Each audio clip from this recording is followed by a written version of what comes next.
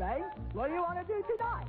The same thing we do every night, Pinky. Try to take over the world. VisualFestation. How to Visualize and Manifest the Life of Your Dreams by Peter Adams. Narration by Gordon Foreman. Dedication. This book is dedicated to my loving wife, Robin, for whom I am truly blessed and grateful to be lucky enough to have in my life. Introduction. First off, I would like to say thank you for opening this book. I have read hundreds of great works from the ancient to the modern, and many are saying the same message, just in different ways. Everyone has their own style of expressing things, and I will be doing that in my own way through this book. What I have tried to accomplish in this book is to give you a simple overview of how I believe the universe works. From there, my goal is to help you define the life of your dreams. Lastly, I will give you the exact techniques which I have used and from which I have gotten amazing results in my life. I have used these techniques to work with the universe, and I feel as though my life is magical and truly blessed. Everyone is in a different spot in their lives, and if you are reading this book, my guess is that you are looking for some type of change with something in your life. After reading this book, doing the exercises, and using the techniques, you will have what you need to be, do, or have anything you want in this life.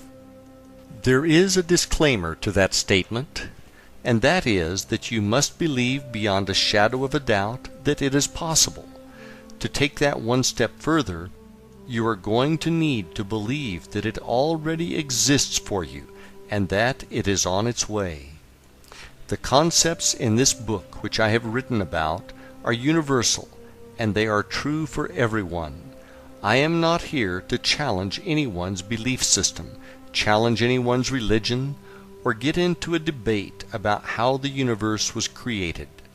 When I refer to the universe, it may be what you refer to as God, Buddha, source energy, universal life force, or whatever you believe in. The important thing you need to remember is that whatever you choose to call it, it is still true. If you are ready to start creating the life of your dreams, let us begin. Chapter 1. 12 Crazy Goals. Time for a change. I, like many others, got introduced to the self-help industry as a result of being unhappy with the circumstances that existed in my life. I had been downsized as a result of a corporate consolidation, and I was unable to find a replacement job which paid anything near what I was formerly earning. Suddenly, I clearly understood the meaning of a relatively new term known as underemployed. To make matters worse, I was working in a position that was not a spiritual match for my soul. My job duties as an analyst for a large for-profit hospital corporation included explaining why the hospital I oversaw had a good or bad month financially. What really bothered me was, if we had a good month, that meant it was a tragic month for the patients and their families. It really hit home one day when I ran into a neighbor of mine in the cafeteria who told me that his mother had been admitted and that she was not going to be coming home again. The following month we had a great month financially, and I had to explain in my report that it was because we had an outlier. An outlier, in hospital lingo, refers to a patient who has billed charges that exceed $250,000.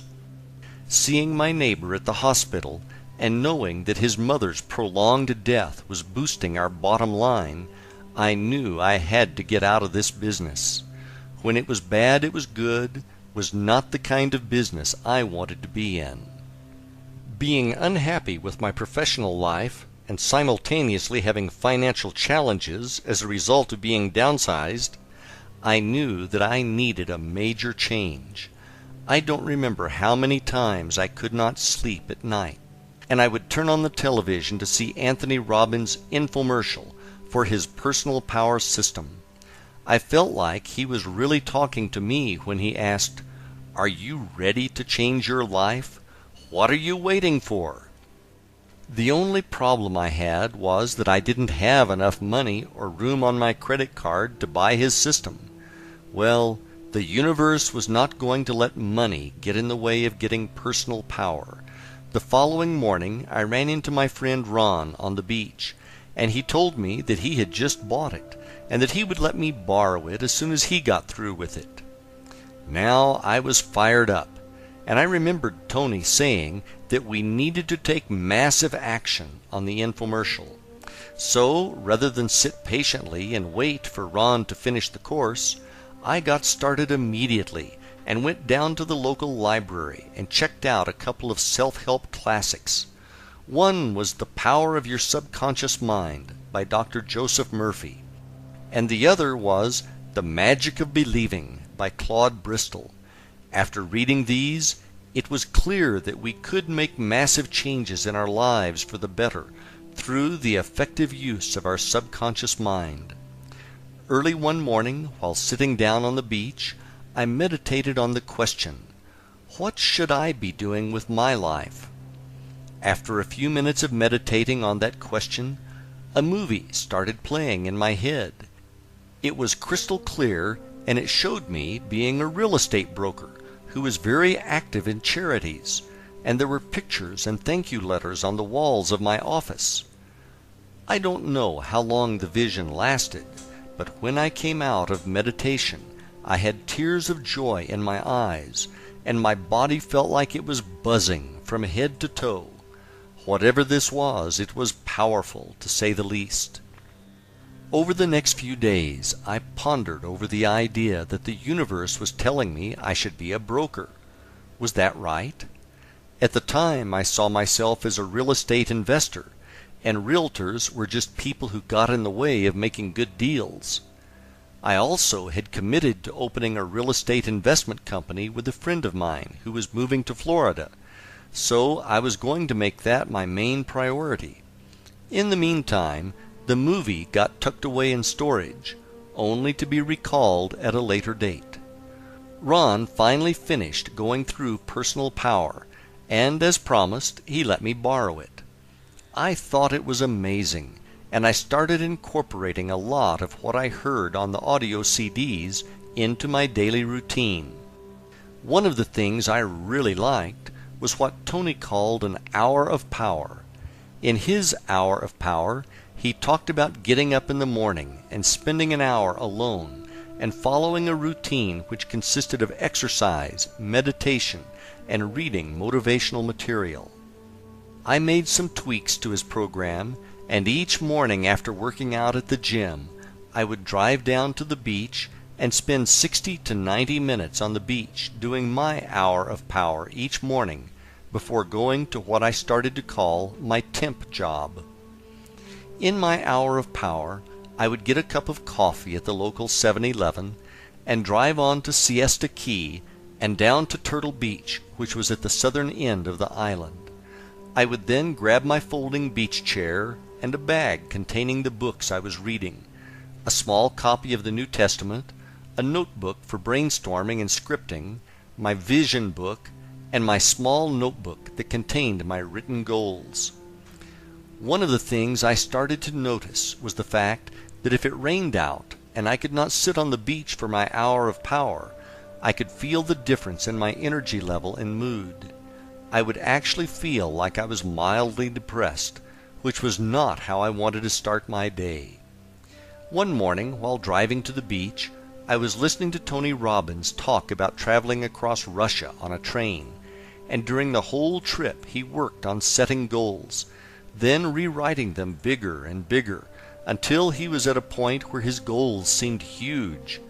When I arrived at the beach, I decided that it was time for me to make some big goals which were going to stretch me out of my comfort zone. I took out a notebook and I started to work on goals which would cover business, health and fitness, travel, relationships, and my spiritual connection with the universe. When I got done with the list, I had 12 goals written down, which to me at that time seemed absolutely huge. I knew that if these goals came true, I would have the life of my dreams. The next thing I started to do was to work with my list of goals and try to develop what each one would look like and what it would feel like when it manifested.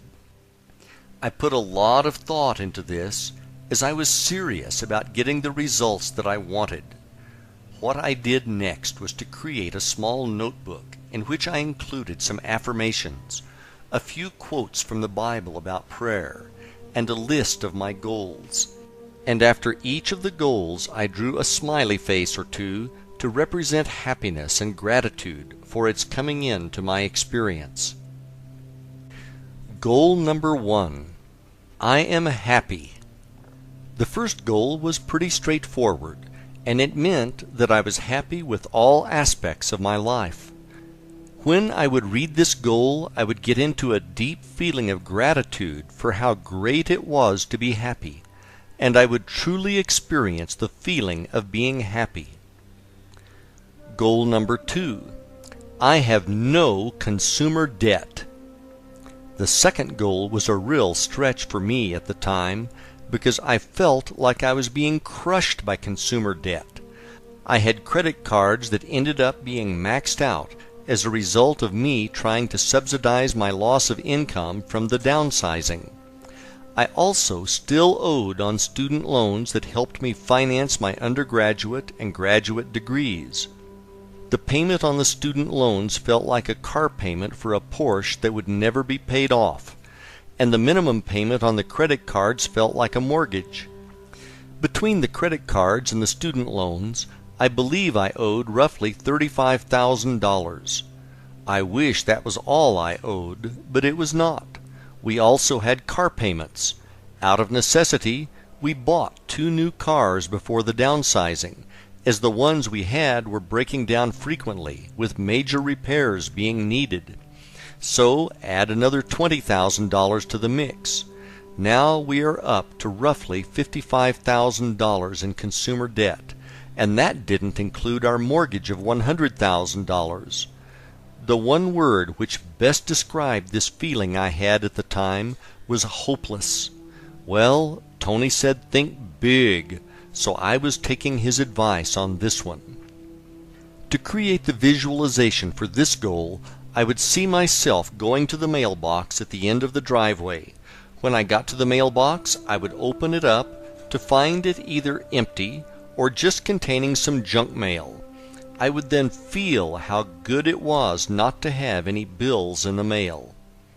At the time I set this goal, I got a sick feeling in my stomach every time I went to retrieve the mail in the mailbox, as it would be stuffed with bills, late notices, etc. If you are in a similar situation right now, let me tell you that it is not hopeless at all, and that miracles do happen. Read on. Goal number 3. I am a very successful full-time real estate investor and self-made millionaire. When I wrote this goal, I was in the process of unwinding a real estate portfolio of 10 rental homes which I had bought with my former business partner. He decided to move out of Florida, and we decided it was time to dissolve our real estate investment company. Creating the visualization for this particular goal was easy, as I was already in the business part-time. For this visualization, I would see myself running through what my daily routine would consist of as a full-time real estate investor. I would see myself driving to the beach for my hour of power in a white Ford F-150 pickup truck with an extra cab and a tan interior. I would see myself grabbing my folding beach chair, my bag of books, and the daily newspaper to scour the classifieds for potential properties. I would also see myself going to a closing, shaking hands with the buyers, and picking up a check for the profits from a fix and flip. One of the weirdest things that happened to me about 20% of the time that I tried to run this scene in my mind was that instead of driving a white pickup truck, a pearl white Lexus LS 400 with gold package and chrome trim would show up in my visualization when I was trying to see the pickup truck. When this happened, I would come out of my visualization and wonder why the heck a luxury car was coming into my visualization. You can't haul sheetrock in a Lexus, so how was I going to be a real estate investor? It didn't make any sense. The next day I would do the visualization again, and I would be happy to see my pickup truck back in my mind. Goal number 4. I am fit and active. I would say I am fit and active more as an affirmation than something that I would visualize. At the time, I had already completed 3 Ironman triathlons. An iron distance triathlon consists of a 2.4-mile swim, a 112-mile bike ride, and a 26.2-mile full marathon run. The training it takes to compete and successfully finish one of these is almost like having a second full-time job. So my goal was to maintain my fitness in the future. Goal number 5. We have newer vehicles owned outright. This I would say is an affirmation, and I would feel how good it felt not to have any coupon books for car payments. Goal number 6. We have disposable money to have real vacations. At the time I wrote this affirmation, we were broke, and the only vacations we could afford were to take time off from work and have a staycation at home in Florida. For this visualization, I would see us going on a ski trip to Colorado, and I would see my wife saying how much fun she was having, and I would have a feeling of gratitude that she was happy. Goal number 7.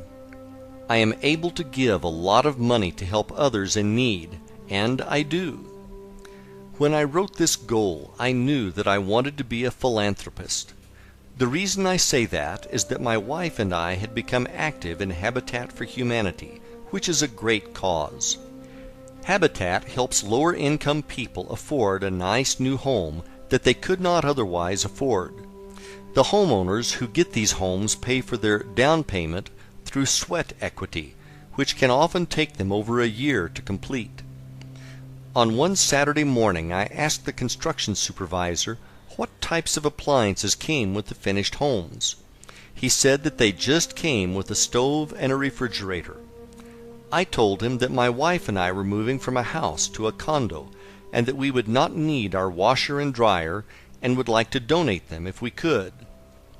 The supervisor said that Mary, not her real name, could really use them, as she was a single mother with 4 children. We had actually been working on her house together that morning. I walked over to her and said that I heard that this was going to be her house. She replied with, "Yes, isn't it just beautiful?" I then asked her if she could use a washer and dryer for her new house, and that we had a set that we didn't need. I have a hard time describing what happened next. Mary screamed out, "Yes!" in excitement, and then hugged me. When she hugged me, this amazing feeling of joy rushed through my body. It was as if my whole body was buzzing. I had never felt anything like it before, but if this was what being charitable was like, I wanted to have this feeling all of the time. To visualize this goal, I would see myself being at the ribbon cutting for a new home to be donated to a family by Habitat. I would see myself being called up to hand the scissors and the keys to the new family. I could feel that feeling I had from Mary's hug, and I could see people clapping in joy for the new family.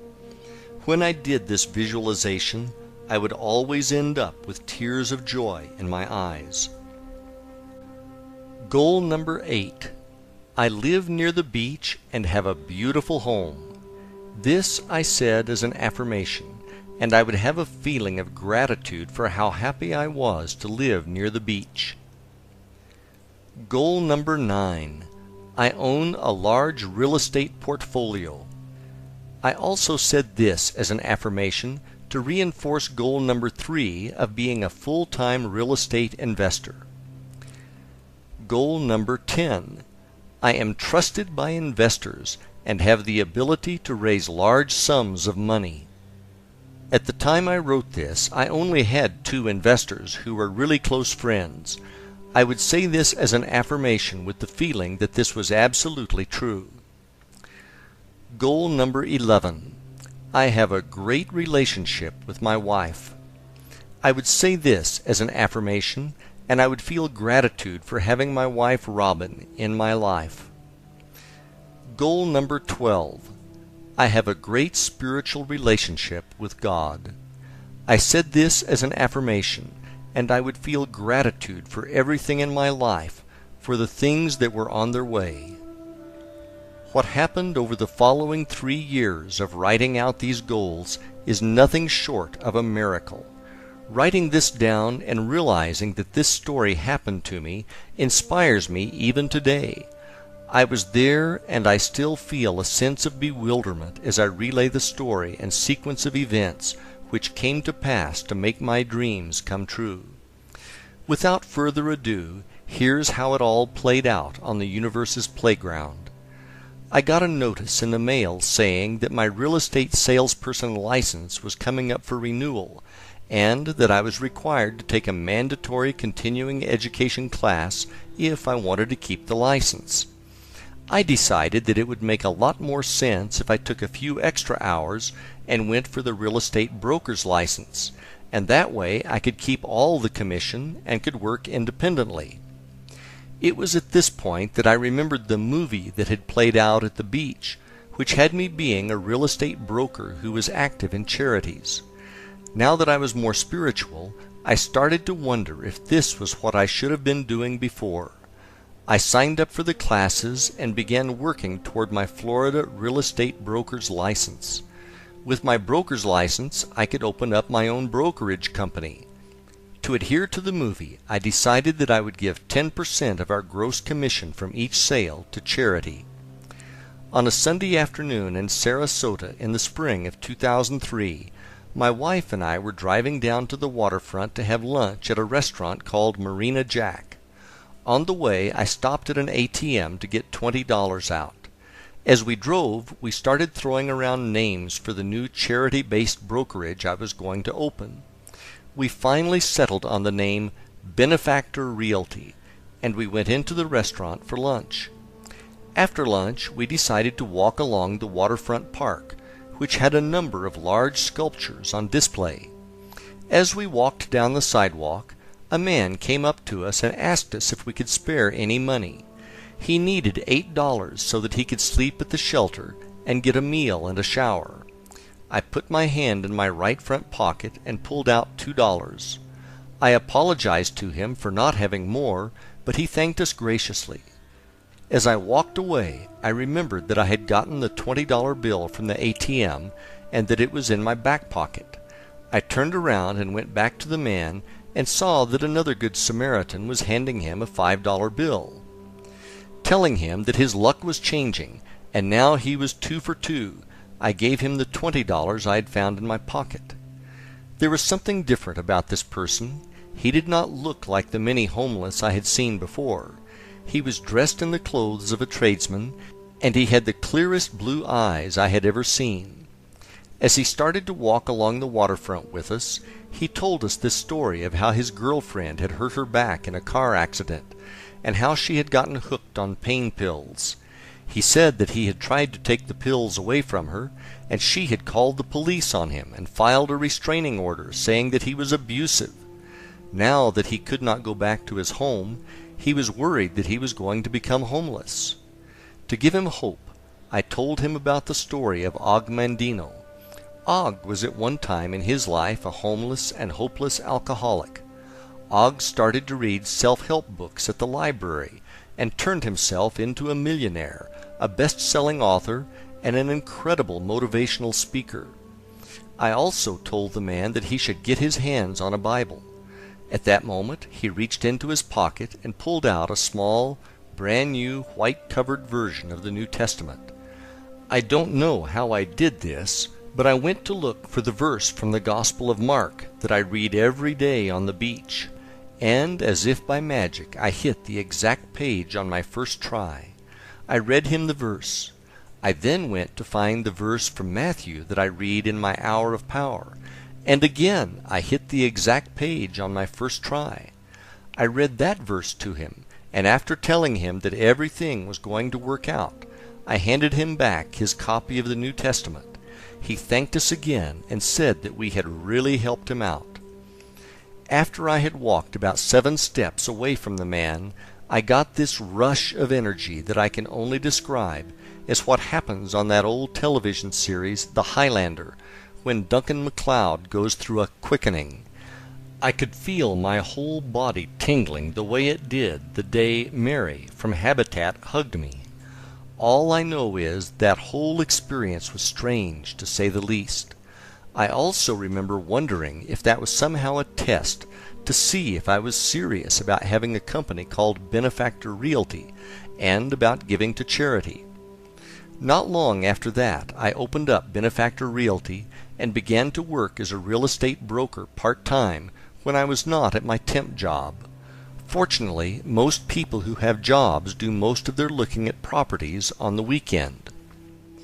One Sunday afternoon, on our way back from looking at a restaurant site on the East Coast, I received 2 calls saying that offers we had put in for a buyer had gotten accepted, which was great news, as we had another property go under contract on Saturday. I was now looking at making more money in 3 days than I could in 6 months on the temp job. My wife looked at me and said, "Pete, you can't afford to work there anymore." We drove home, and I wondered if I should really quit my day job and embark on this real estate thing. About 10 years earlier, I had tried leaving corporate to open a small business, which didn't make it because it was undercapitalized, and I was worried about it happening again. The following morning I went into my office to try to figure out what to do. I will never forget the call that changed my life. It was around 10 a.m. on Monday morning when my office phone rang. It was my good friend Bill. I had worked with him, and we had been downsized together by our former, now bankrupt, employer. When I answered, Bill asked me, "What are you doing?" I thought this was weird, so I said, "Bill, you called me at work. What do you think I'm doing?" Bill then said, "That's not what I meant. What I meant was, what are you thinking? Are you thinking about doing something?" I told him that I was thinking about leaving the hospital and selling real estate. He said, "The money is there. The money is there." Bill then told me that he had been meditating at the lake by his house when a message came beaming in from the universe which said that he needed to call me and give me the message that the money is there. You can't make this kind of stuff up.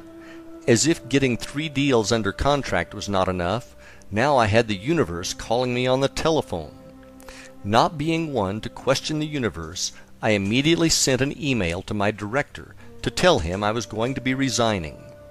A few minutes later he called me to tell me that he was happy for me, and that he knew it was only a matter of time before I left to do something with real estate.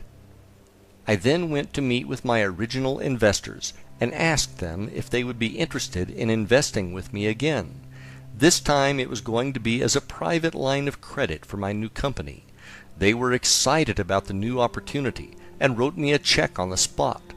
Bill's words were now echoing again, and the money really was there. Driving back home on my normal route that week, I looked off to the side and saw a pearl white Lexus LS 400 with chrome trim and the gold package with the for sale sign on it.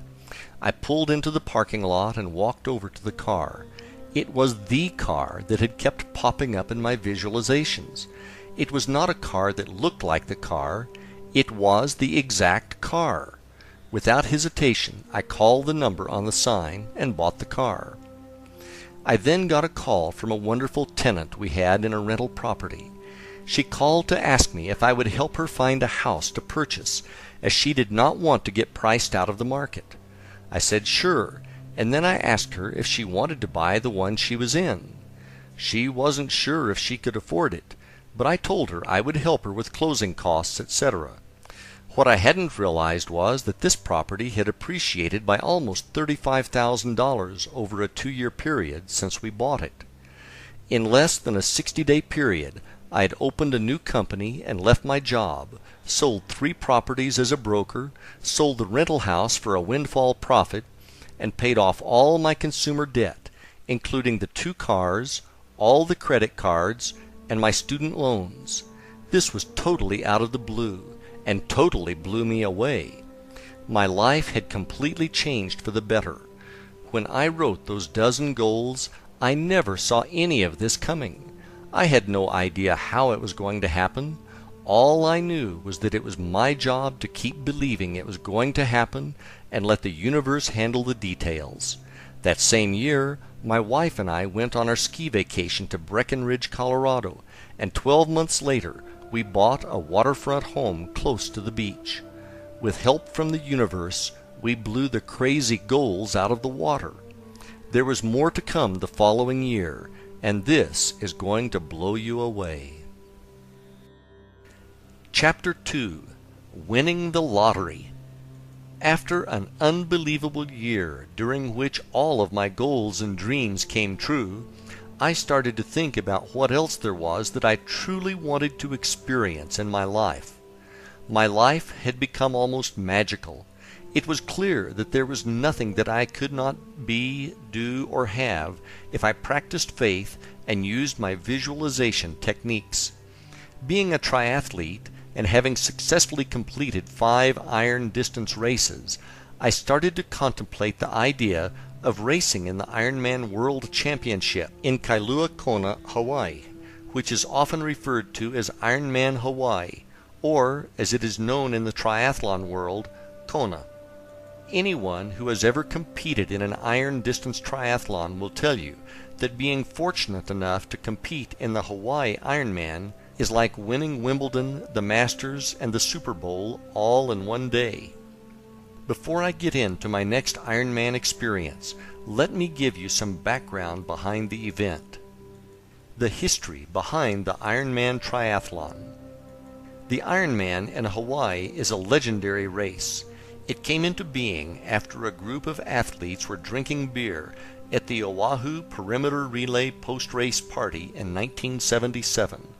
They were debating which type of athlete was the fittest.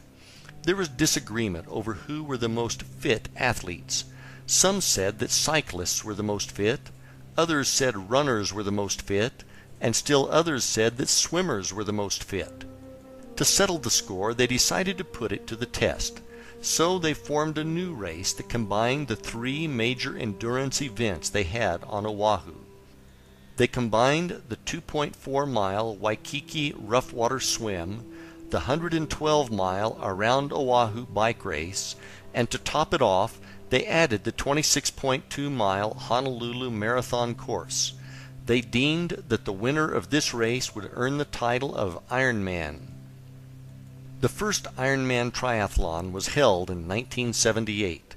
There were 15 brave and also crazy participants who competed in the first race. The really remarkable thing about it was that they did not know if anyone could possibly finish the race. No one up to this point had tried to swim 2.4 miles, then cycle 112 miles, and wrap it up with a full 26.2-mile marathon. There was no cutoff time to any of the events, and the finishers would receive a handmade Ironman statue made out of metal with a cast iron nut for a head. They felt that a nut was symbolic for the fact that they had to be nuts to try to do this. 13 of the original 15 which started the race received the statue, which is absolutely amazing to say the least. In 1982, the race was moved from Oahu to the more rural Big Island of Hawaii. Today, there are a number of Ironman races around the world, and it is a global brand and business. Every athlete who has ever competed in an iron distance triathlon owes a great deal of thanks to these pioneers of the sport. Back to my story. In the early Ironman Hawaii races, you could simply pay a fee and get into the race. Now there are a number of Ironman triathlon races around the world, and the Hawaii race is the world championship for the series. Essentially every triathlete in the world dreams of competing in this race.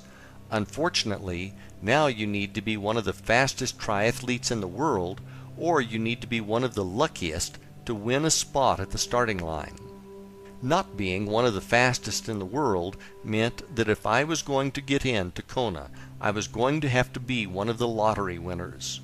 Each year, the WTC, World Triathlon Corporation, who owns the rights to the race, holds a lottery whereby 200 people out of over 10,000 entries are allowed into the race, and they post the results on April 15th. After thinking about the race for about a month, and with the deadline rapidly approaching to enter, I decided to really put my beliefs to the test. I got out my credit card and put my name into the hat for the 2005 Ironman World Championship Lottery. As a member of the St. Pete Mad Dogs Triathlon Club, I knew a ton of people who entered their names in the lottery for Kona multiple times who have never gotten in. I knew that if I wanted different results, I was going to need to do something that they were not doing. The difference was visualization. Having watched the video coverage of the race that year in 2004, which had amazing coverage of the course, I decided to buy the DVD and watch it repeatedly.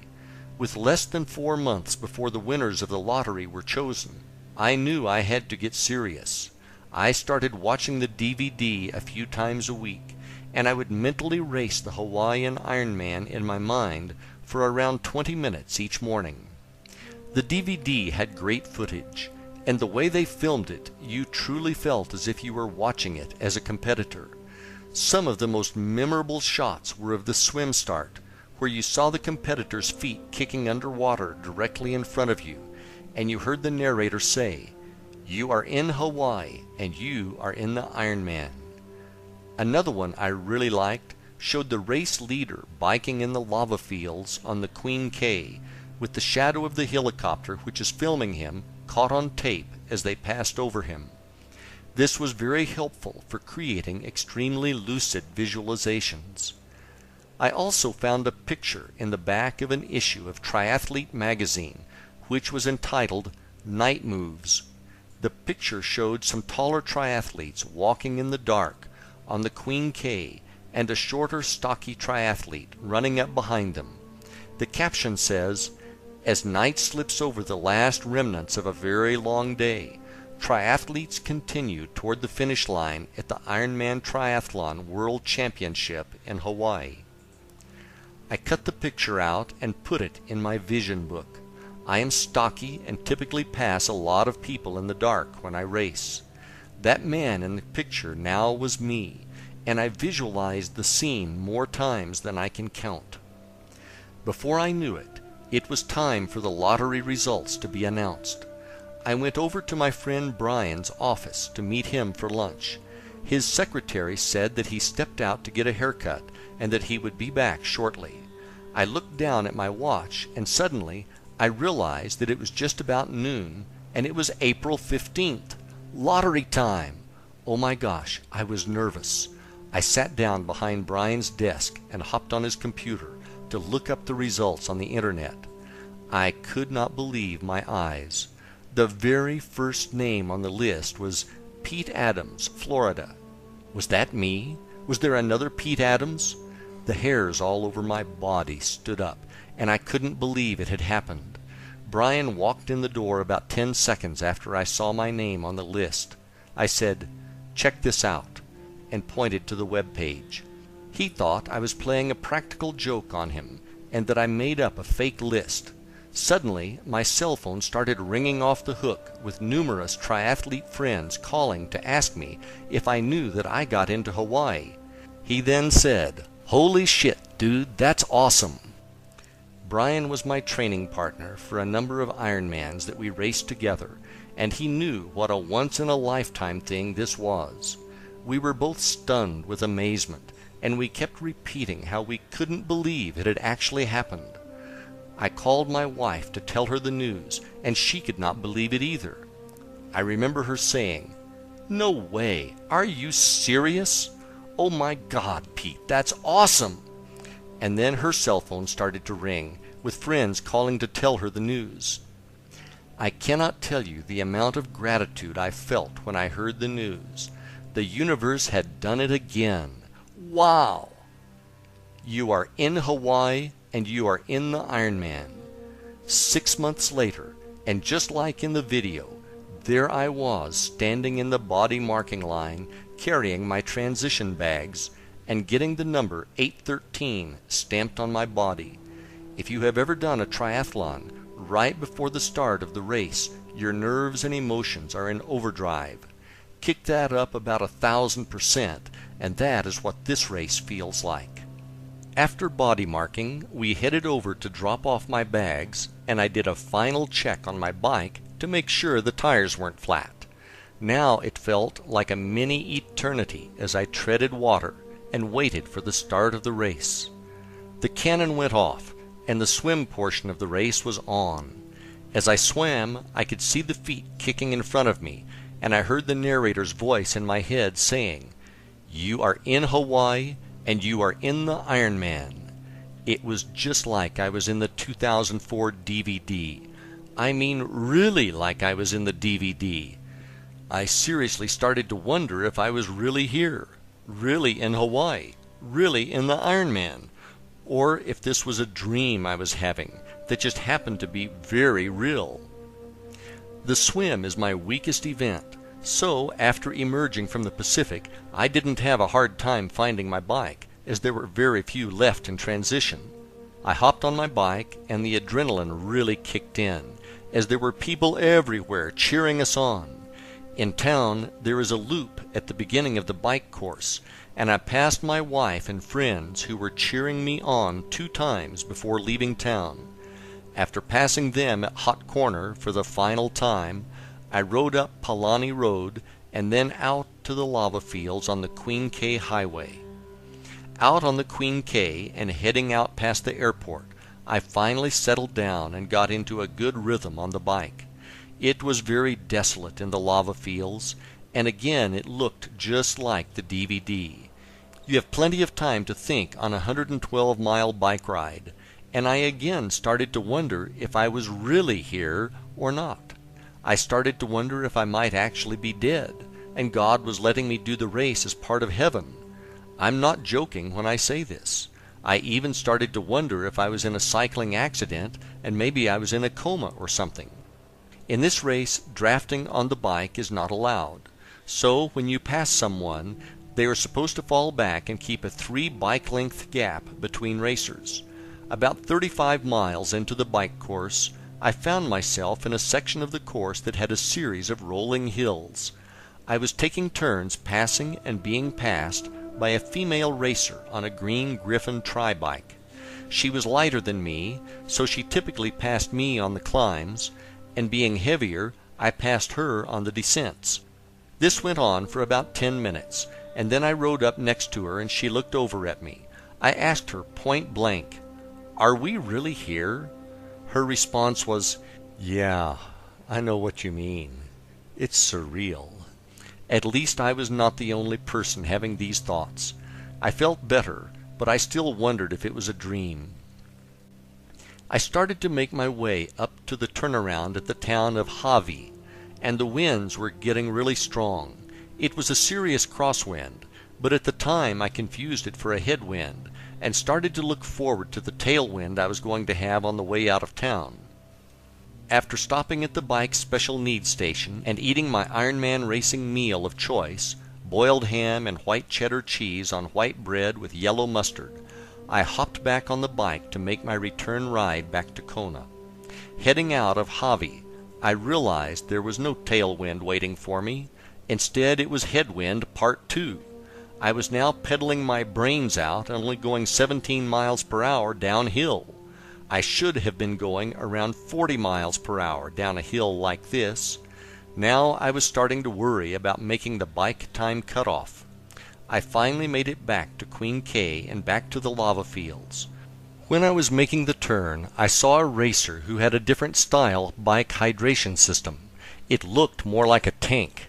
He hadn't hit the winds on the climb to Hawi yet, and I felt sorry for him. All I could think was that I was glad I was not that poor bastard. I didn't know it at the time, but his name was John Blaze, and he was known as the Blaze Man. He was out here doing the Iron Man while suffering from an incredible pain from a deadly advanced stage of incurable ALS, more commonly known as Lou Gehrig's disease. He had a special hydration system because he could not catch bottles at the aid stations, as the disease had taken away his ability to grab and hold things. John was a spokesman for ALS and was an amazing human being. John made it to the finish line that day in Kona. Unfortunately, a few years later that horrible disease took his life.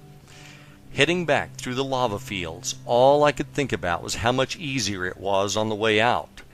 As I rode, I could hear a helicopter getting closer, and before I knew it, it was above me, and the shadow of it passed directly over me and my bike.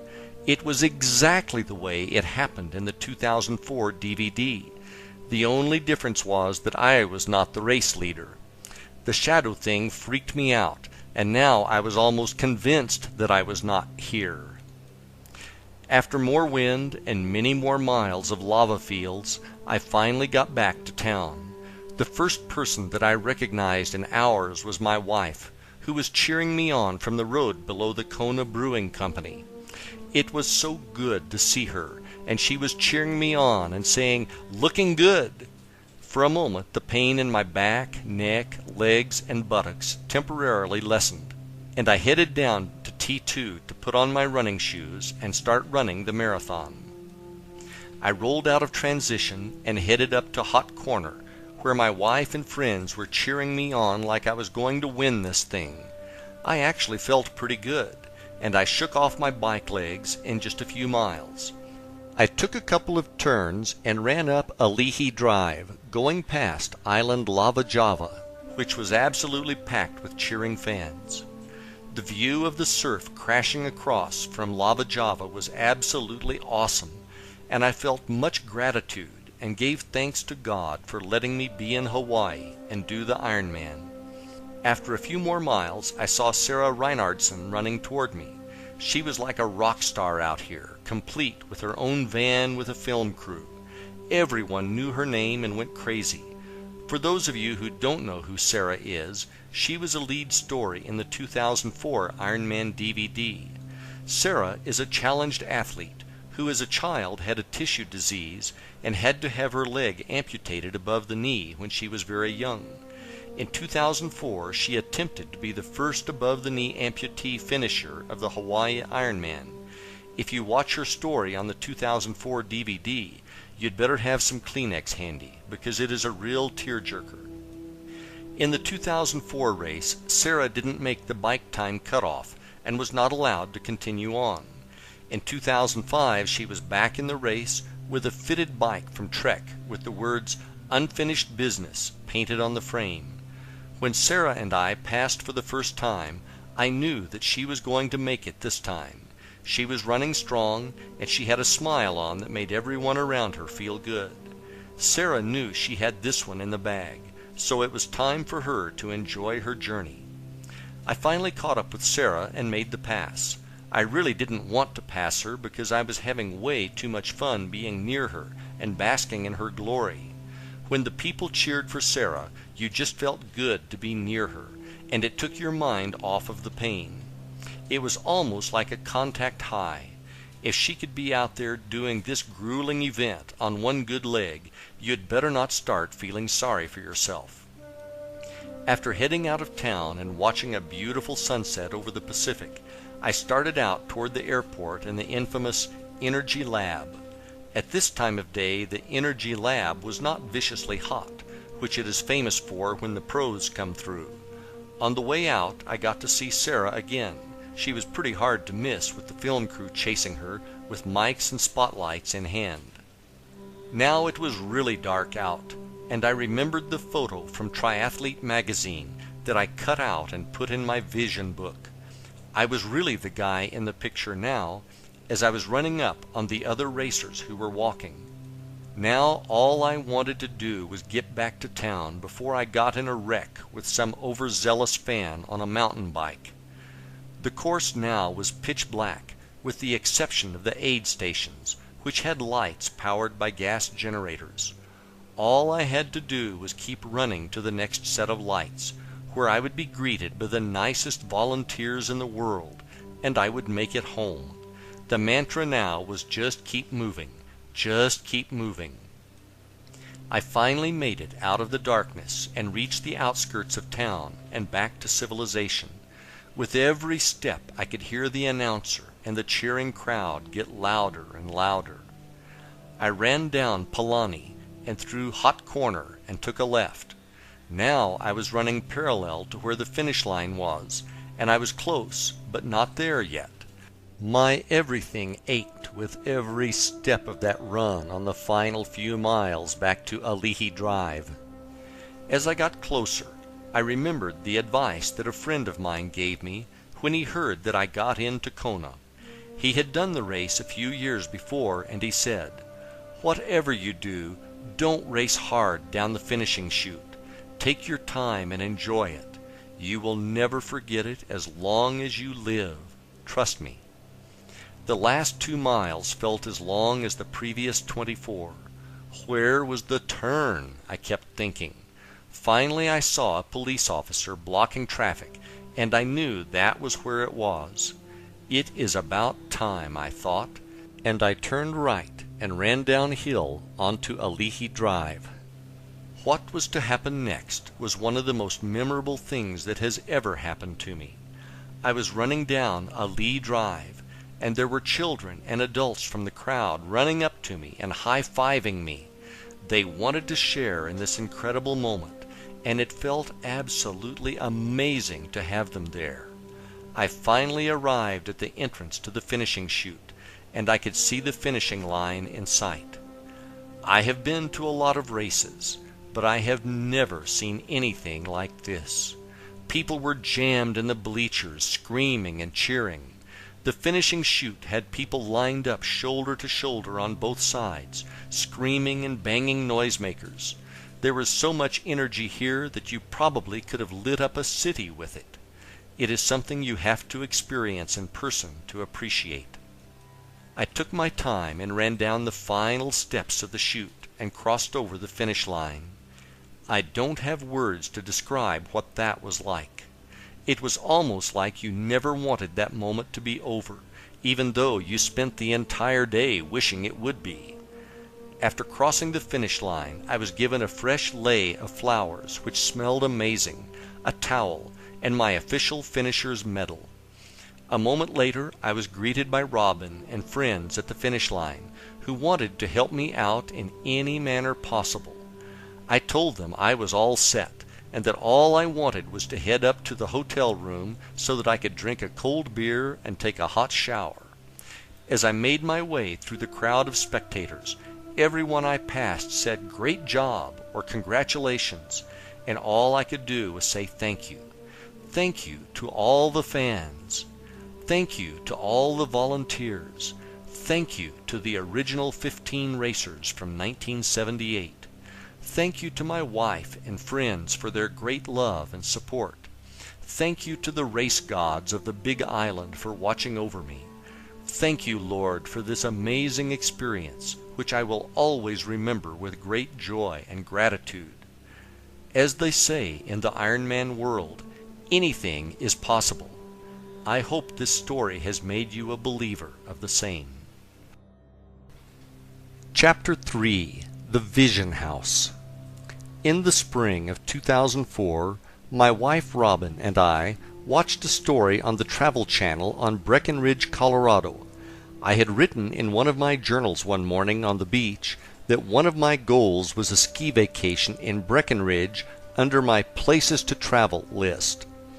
A few months later, I was talking to my new friend Doc, whom I met through a real estate course, who had lived in Colorado. I mentioned that I wanted to check out Breckenridge, as I had seen a special on TV. Doc said that he had a timeshare in Breck, and that we could use it, as they didn't think they would get out there that year. I went home that evening and told Robin about it. Suddenly, I ran out to the trunk of my car and found the notebook from the beach and showed it to Robin. "We are enjoying our ski trip to Breckenridge." The hairs were standing up on my arms. It was working again. We ended up not taking the timeshare, but instead booked the week we wanted before Christmas. We are now having real vacations. We went back out to Breckenridge for vacation again in December of 2006. One morning, on our way out to go snowmobiling, we drove past a subdivision that had beautiful log mansions overlooking the 10-mile range. After snowmobiling, we decided to drive through the subdivision to take a look at the homes. By now we understood the power of visualization, and I knew I wanted some new material for my vision board and vision book. We drove around the subdivision until we found the house we thought had the best view. We took a picture of the house along with a picture of the view it had. After arriving home, I had a friend of mine print them off in color, and I put the two pictures in my vision book. These pictures to me represented my ideal scene, because if we lived in a house like this as our second home, we obviously were very successful. What I would visualize was that I would be having conference calls with our asset managers, and after these meetings I took the afternoon off to either go skiing or play golf, depending on the season. Many times, if I found myself unable to sleep, this was the visualization I would use to burn into my subconscious mind before falling back to sleep. I probably did this visualization over 500 times. In the summer of 2010, we decided to escape the Florida heat and work remotely from Breckenridge, Colorado. We found a very small furnished cabin to rent off of Craigslist that was only about a mile from the subdivision where we took the pictures in 2006. That summer, we rode our mountain bikes through the subdivision and took more pictures. We really loved that summer out in Colorado, so we decided to look for an annual rental. After going to a yoga class on one Friday afternoon in July, Robin returned home to search the internet for an annual rental. After an hour or so of searching various websites and not finding what she was looking for, I suggested that she check out Craigslist. On the second page of ads, she found a home that sounded very interesting. She started looking at the pictures and she said, "Pete, you have got to see this house." I walked over to where she was working on her computer, and when I looked at the pictures, I realized it was the house in my vision book. The hairs on my arms stood up when I saw the pictures. I was in complete amazement. I asked Robin who the contact person was for the ad. She told me the name, and for some reason I knew I had heard the name before. I did a search on the name in my email, and I found the name connected to an ad off Craigslist for a garage apartment I had inquired about back in March of 2009. I asked the owner if she could send me some pictures of the apartment. She did, and once again the hairs went up on my arms when I looked at a picture taken out of a window, and the view was almost identical to the one I had in my vision book. Now I realized that my vision house had come in not once, but twice. I replied to the email from March 2009, and we called the owner and set up a meeting with her on the following morning to see the home. She gave us the physical address, and we drove by the property a few minutes later because we could not wait to see if it was the same one. 5 minutes later we knew beyond any shadow of a doubt that it was the same house as in my vision book. We couldn't believe what was actually happening. The next morning we drove back over to meet with the owner and to get a tour of the house. The owner was very nice, and we spent 90 minutes meeting with her over coffee, learning about their beautiful home. I don't know if I can describe the feeling of total awe and amazement that was going through my mind and body as we toured the house. Looking out the windows and seeing the same view I had been seeing in my visualizations was almost overwhelming. We talked with the owner regarding what a strange coincidence it was for us finding each other twice off Craigslist in 2 different years on 2 different ads. We didn't mention the pictures from 2006, the vision board, or the visualizations of doing conference calls with the asset managers, etc. We were worried that she would think we were delusional and had stopped taking our medication or something. We told her that we were interested and asked her to send us an application. We then drove off to go mountain biking in Colorado Springs, and the rest of the day we kept asking ourselves whether or not that had really happened. It was so unbelievable that it was almost too much to comprehend. It proved that creative visualization worked. I mean, really worked. These experiences were manifested, and it had nothing to do with fate or coincidences or whatever. We all have the power to create the life and circumstances in our lives which we desire. I hope that you have found my experiences to be an inspiration to you. Chapter 4. Quantum Physics and Energy. Quantum physics is a very complicated subject, and I honestly cannot say that I am an expert on the topic. Rather than make this a technical discussion on quantum theory, I prefer to simplify it for you. In short, everything in our universe, when broken down into the smallest building blocks, is one thing, and that is energy. Everything you see, feel, taste, etc. is composed entirely of energy. You may never have thought of this before, but you are also comprised of energy.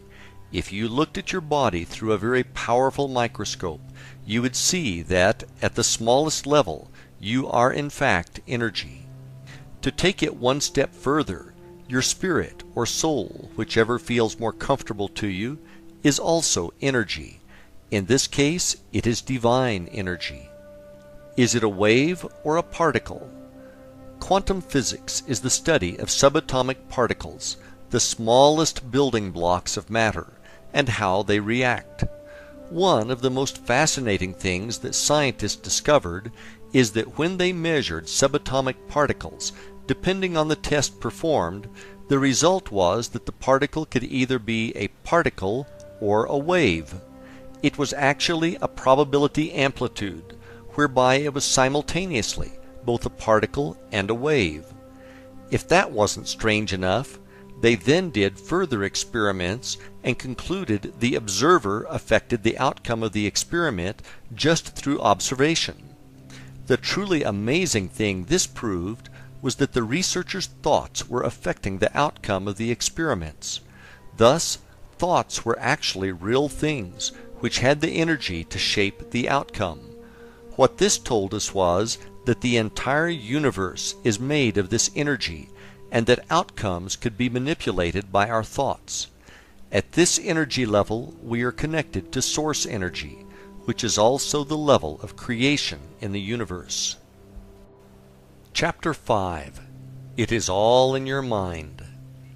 Your thoughts are things, and they are creative in nature. Unfortunately, almost everyone in the world does not realize that they share in the creation of their own life through the thoughts that they think. Many people believe that they live in a predetermined life that is guided by fate, and that they are just along for the ride. Nothing could be further from the truth. To make it a little clearer, imagine that you are both the leading character as well as the screenwriter in the movie called Your Life. The script is written by the thoughts you think, which then attract the scenes in your personal movie called Your Life. If you don't presently like the way the scene Your Life is playing, rewrite the script to change the scene. Most screenwriters unfortunately suffer from writer's block when it comes to writing the next scene. As the screenwriter, you can create any movie of your life as long as you believe that you can. GIGO, or G-I-G-O, is an acronym that stands for Garbage In, Garbage Out. Let's bring this into the realm of thought. If you think negative thoughts on an ongoing basis, you are going to see negative outcomes happening in your life. It is not by chance, but instead by natural law. One of the most damaging things that our minds can do if we are not vigilant in watching over our thoughts is to create what I call the downward spiral. In the downward spiral, thoughts of fear generate more and more thoughts of fear, and in your mind things are getting worse and worse. It is almost a total fear fest that is being choreographed completely in your mind as a result of wrong thoughts. Downward spiral example. An example of this could be a salesperson who is worried about making his or her quota. The salesperson starts to think ideas like this: if I don't make my quota, they are going to fire me, and I won't have a job. If I lose my job, then I won't be able to find another one. When I can't find another job, I'm going to lose the house. When I lose the house, I will lose my family, and no one will love me anymore. I will then be homeless and die from fill in the blank, all alone. Now the movie escalates into a full-blown tragedy, and the salesperson is feeling as if this reality is actually happening. The stress of these negative thoughts could then translate into lost sales due to reduced effectiveness from insomnia. The problem with these spirals is that they get out of control and will eat you alive with real stress. If these thoughts are not canceled out, they can become a self-fulfilling prophecy through negative outcomes being attracted to your life experience. Whenever your mind starts trying to play the spiral, you immediately need to forcefully say, "Stop!" You are the one who is in control of what you are going to think, and it is not going to be things like that. Period. Remember that nothing good can ever come from thinking negative thoughts. So decide now to purge them from your being. Thought barriers and misguided beliefs.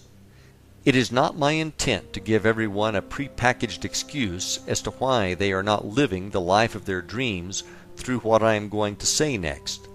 The truth is, from the time you were born to where you are right now, you have been subjected to brainwashing. This brainwashing took place when you did not even realize it was happening.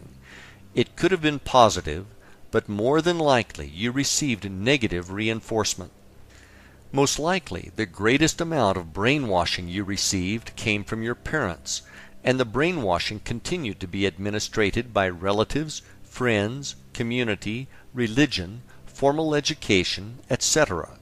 You were bombarded with negative misinformation, which you became convinced was the truth, as it was being told to you by your parents who knew everything, right? Unfortunately, young minds are easily poisoned from the misguided beliefs of a person they love. The greatest tragedy is that these false beliefs continue to exist at some level in your mind. The most common example I hear on a regular basis is, "I can't be, have, or do what I truly want because of blank." Question: how do you know that if you have never tried? Answer: I just know I can't because of blank. Now that you are older, it is time for you to drop the limiting beliefs that are in your head as a result of your life up until now. If your parents or whoever instilled in you the belief that you cannot do, be, or have something, drop those beliefs now. Another common flawed belief many people have is that somehow they are not worthy of having the life of their dreams. Where did that idea come from? It is not serving you, so drop the idea that you are not immediately. You are worthy. You were sent into this experience to live the life of your dreams and were given free will to attain it. Limiting beliefs oftentimes are so strong that they keep people from even trying. What have you told yourself in the past that you could not do? Be honest. We have all done this many times in the past. The past is the past, so let's drop this mental baggage that has been weighing you down for so many years and move on. The sooner you do this, the sooner your life is going to get better. You are working with a universe of infinite possibilities and infinite resources. You are not living in a world of lack or limited resources. That may be how it appears to you on the physical plane, But that is not the truth. The truth is, the more you have, the more there is. The universe is constantly expanding, and everyone can have everything they want, if they believe they can, and if they are willing to do their part. What should I be thinking? That is a good question, and the answer is straightforward. You should be thinking about what you want in your life, and not worrying about what you don't want in your life. I am sure you have heard the common phrase, "When it rains, it pours." What you may not have realized is that it is a time-tested example of the law of attraction in action. As an example, let's say your automobile breaks down, resulting in an expensive repair at the garage. After you pay the mechanic, you hop back in your car, and all you can think about is how broke you now are. 10 minutes later, your cell phone rings, and it is your spouse calling to tell you that the air conditioning stopped working. With dread, you start to worry about how you're going to afford to pay for it. Then you realize the traffic ahead of you is stopped, and you notice too late and plow into the back of the car in front of you, badly damaging both of your vehicles. The next day, your boss asks you why you need an advance on your paycheck, and you respond with, "You know what they say, when it rains it pours." What you think about and focus on is going to show up, so you need to be sure that what you are thinking about is a match to what you want to manifest in your life. If it is more money that you want, you need to get into the feeling that you already have plenty and are blessed with abundance. If this is the first time you've heard this, it might sound delusional, but it is not. The feeling in this case is a vibration that is being sent through your thoughts out to the universe. A mismatch in vibration will be corrected over time by the universe. In this case, it may be the temporary appearance of a money shortage. If you refuse to buy in to the appearance and hold steadfast to your belief by feeling that you have plenty, the universe will bring the circumstances needed to match your vibration. The universe can do this in an infinite number of ways, one of which might be you suddenly land a huge client for your business, or, out of the blue, you receive a check from Uncle Bob, who just sold his company for $10 million and is feeling generous, or a $1 million idea comes to you about an invention you are working on. To people on the outside, this will just look like luck. There is no such thing as good luck or bad luck. There is such a thing as positive or negative expectations. These expectations that you have, whether positive or negative, will attract either good circumstances or bad circumstances, which will show up in your life. We are going to go through some exercises in Chapter 8 that will help you define what it is that you say you really want. Once we have defined it, we can then build upon that to create the techniques we will use later in the book. Chapter 6. Feelings and Gratitude. Simply put, like attracts like. So you need to do a really good job of monitoring the thoughts you are currently thinking, as they will lead you to a state of feeling either good or bad. Think of your feelings as an early warning system to what you are thinking. If you feel bad about something and continue focusing on it, you are going to amplify that bad feeling. Through amplifying that bad feeling, you are going to attract into your life more of what will make you feel bad.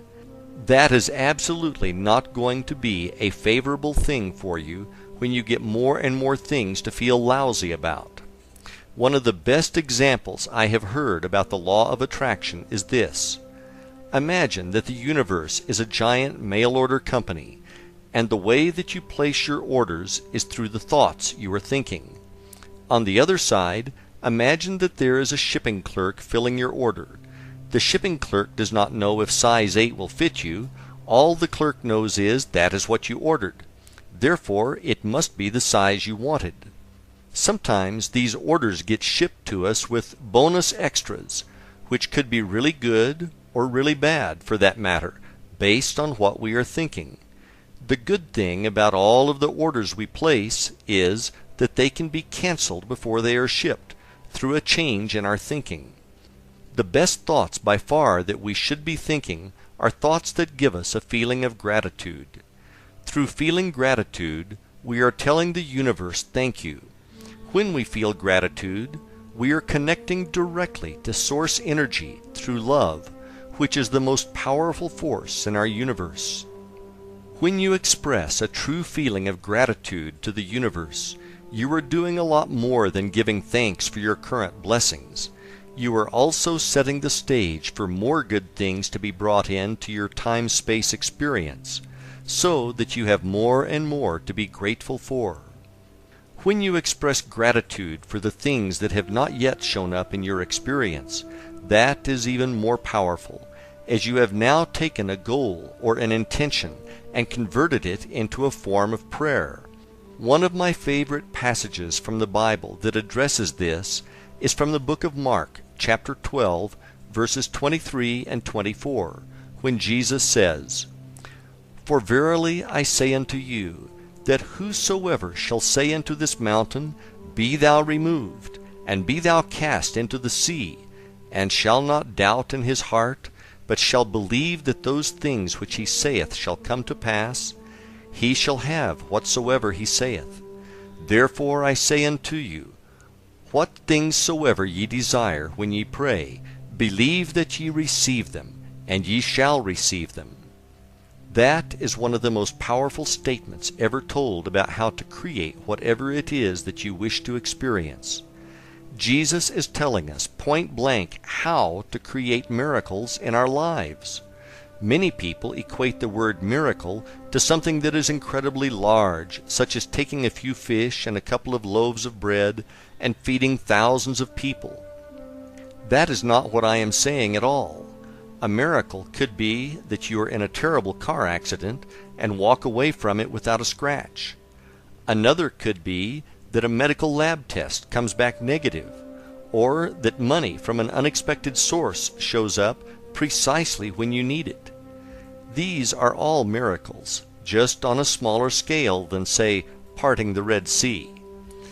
The process I described above as giving thanks and having gratitude for the miracles that have yet to appear in your life puts these miracles in motion.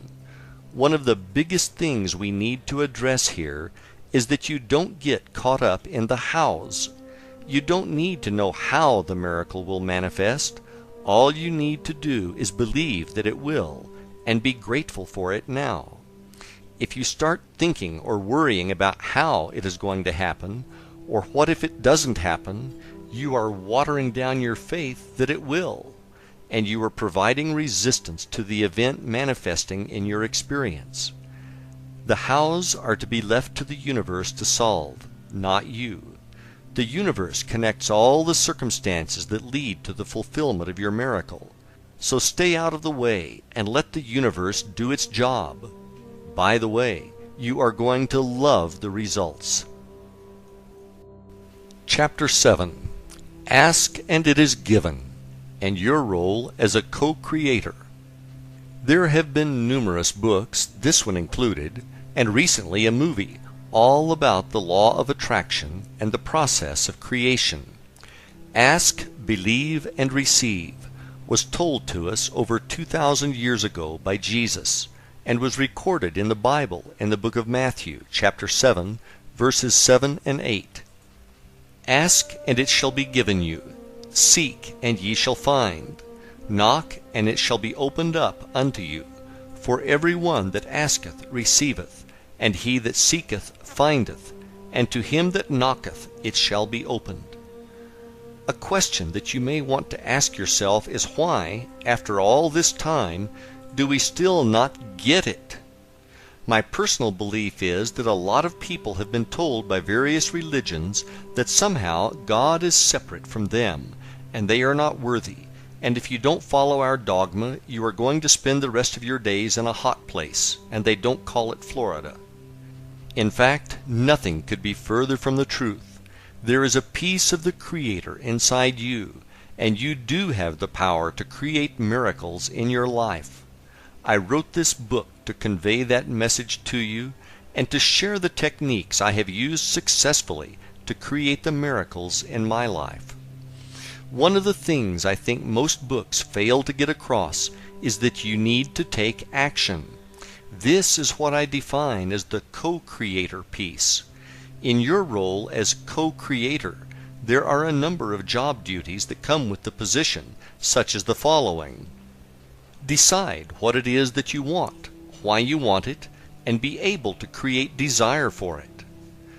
Believe that you do have the power within you to create anything. You need to get into the feeling of already having it. You need to have gratitude and believe that it is already on its way to you. You need to avoid anyone who says that for whatever reason you cannot be, do, or have what it is that you say you want. You need to practice the techniques I am going to share with you on a daily basis until you receive what it is that you want. If there is something you need as a skill to do whatever you say you want, you need to take specific action and acquire those skills. You need to make a permanent commitment to remove procrastination from your life. You need to stay out of the hows and leave that job up to the universe. The universe reorders itself to make your miracles come true. You don't need to know how. You need to develop the skill of endurance, as this is a lifelong journey, and there will be times when you may doubt that everything is working. If you fulfill your duties as co-creator, you will have whatever it is that you say you want. The universe will see to it. Chapter 8. Defining Your Dream Life. 3 not-so-simple questions. Ask yourself, what would I be if there was nothing that I could not be?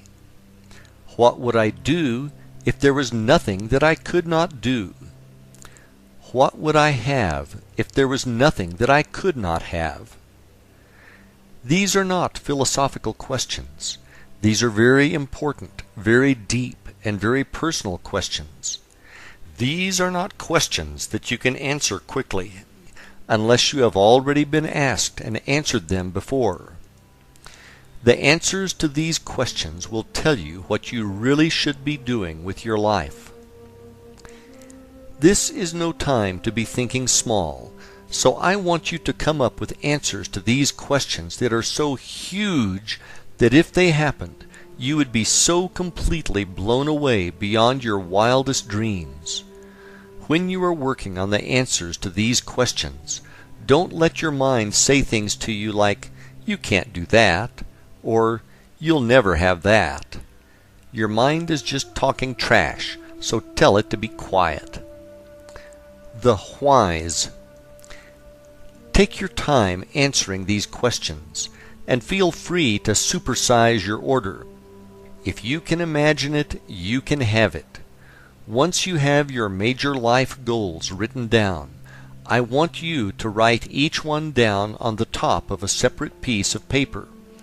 Below that, I want you to write out all the reasons why this goal is so important to you. And next to each of those reasons, I want you to write out the feeling you have associated with this reason. Your feelings are the real underlying reasons why you want to achieve these goals.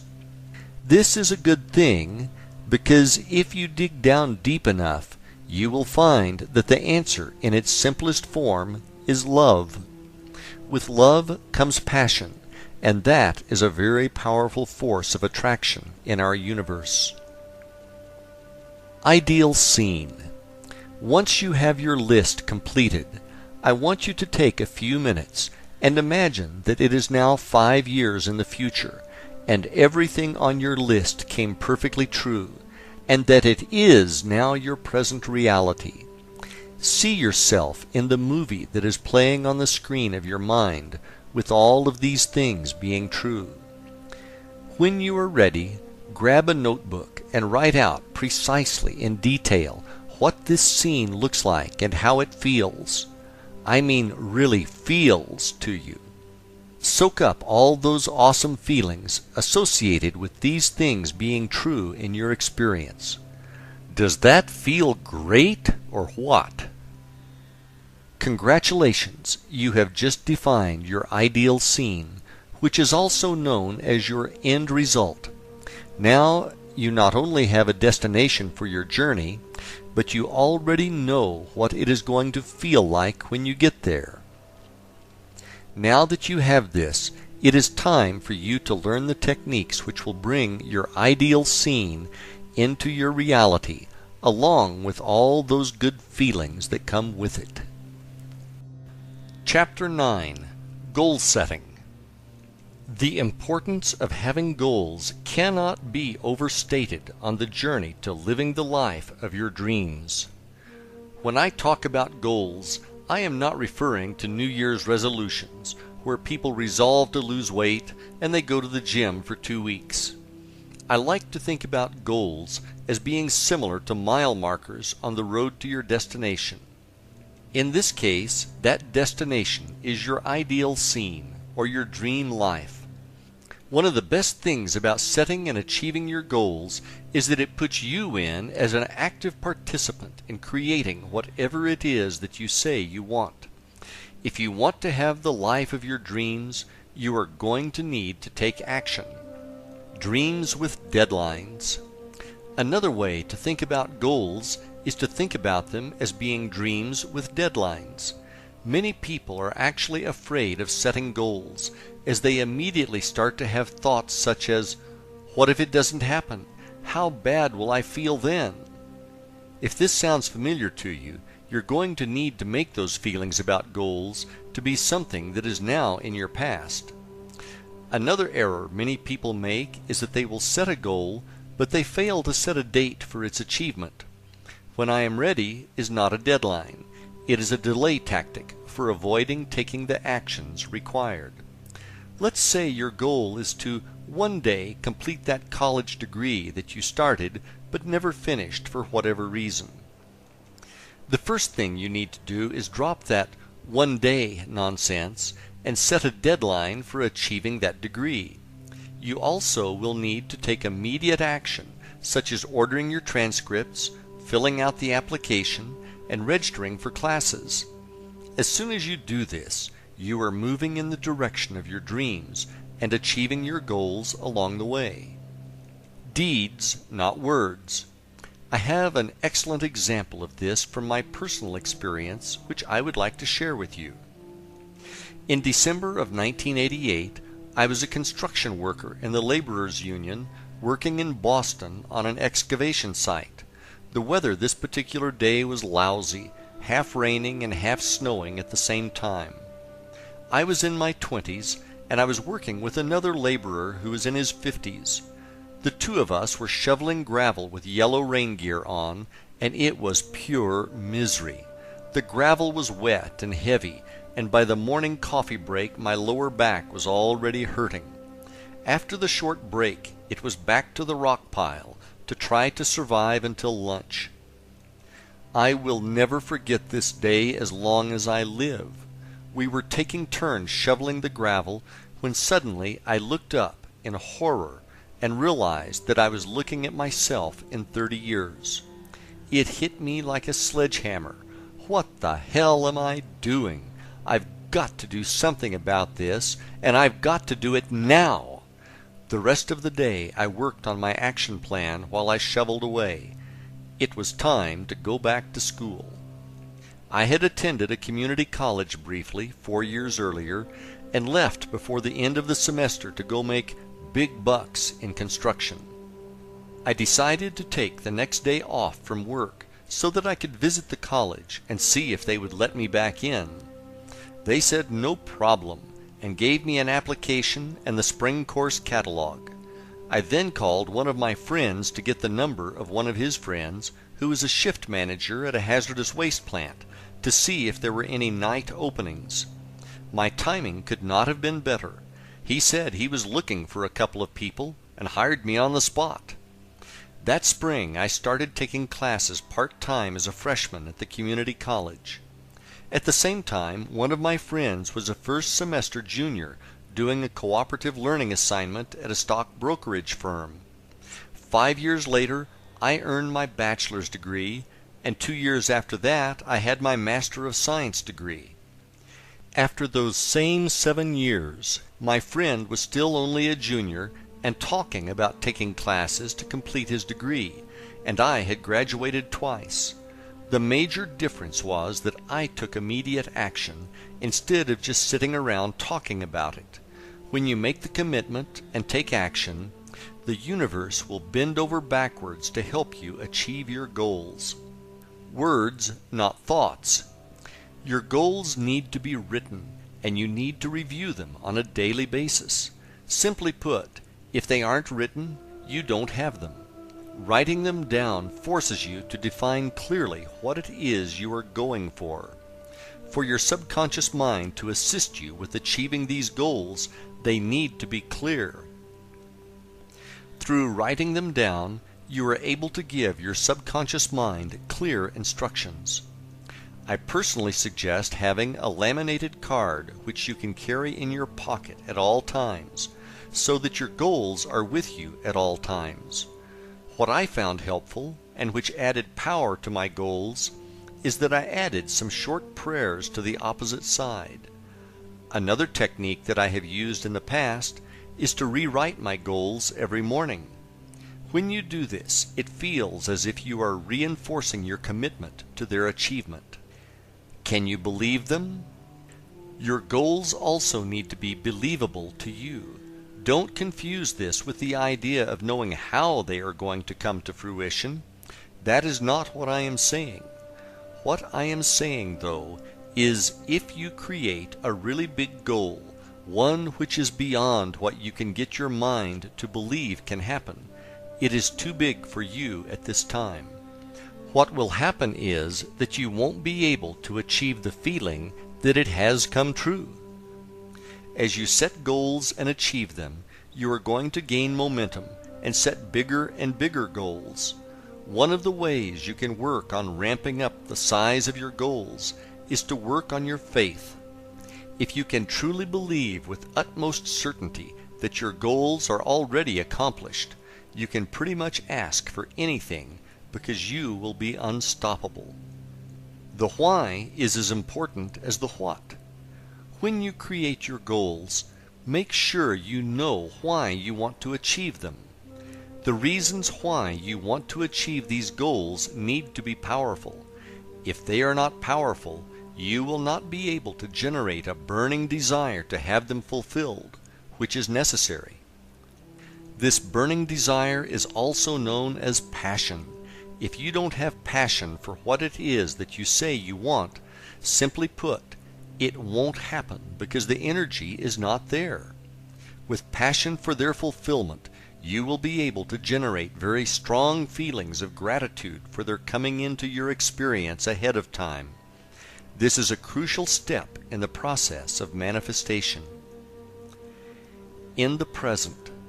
Lastly, when you write out your goals, you must write them in the present tense. What I mean by that is, when you write them down, write them as if they have already manifested. Let's say one of your goals is to finish college. You would write that goal down as, I am a college graduate, rather than, I am going to finish my degree. The difference between the two statements may seem subtle, but it is huge.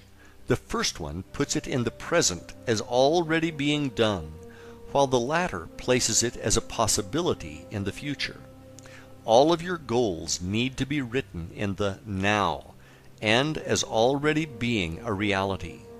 Doing it this way, you will be able to generate the belief and the feeling of gratitude for it already being done. Chapter 10. Vision Books and Boards.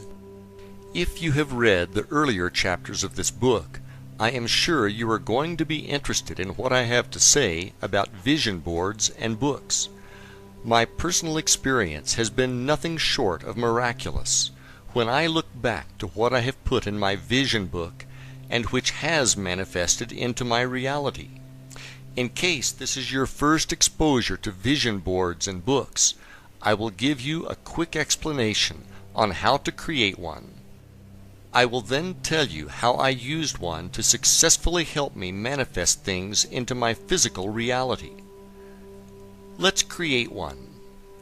The first thing you need to do is create the list of goals for which you have passion. Once you have done this, the next step is to gather pictures of what the attainment of these goals looks like. As an example, let's say your goal is to take your family on a vacation to Disney World. What you could do then is to get some marketing brochures from Disney which are filled with photos of families having a great time at the park, and cut out the pictures of the families having fun. More than one picture is preferable, as it will give you more material to work with. Once you have these photos, you can fasten them to either a book or a board or both. Take your time doing this and make sure you find the best pictures you can. Remember, this is your life we are talking about, and okay is not going to cut it. So make sure you find pictures that you can look at and generate the feeling of truly having what the picture represents to you. Where faith and belief is such a crucial part of the manifestation process, I highly recommend finding some spiritual verses that resonate with you and adding them in as well. In my vision book, I have some powerful verses from the Bible which I typed on my computer and printed out. I then inserted them into transparent sleeves and then placed them in a 3-ring binder. What I found to work best with me was to alternate the pages of verses with the pages of the pictures. Feel free to customize your book to what works for you.